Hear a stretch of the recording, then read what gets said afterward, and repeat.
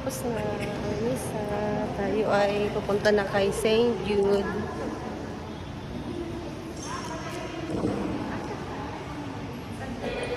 Punta na tayo kay St. Jude. Tayo ay mananalangin para St. Jude.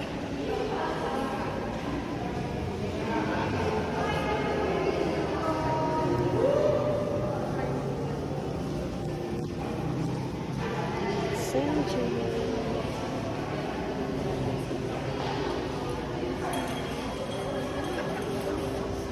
Ano meron? Ano?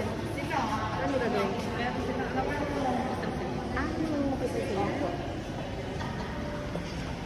Kaya akala.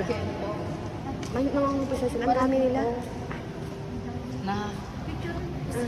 Naka-tempo sila. Pumaya.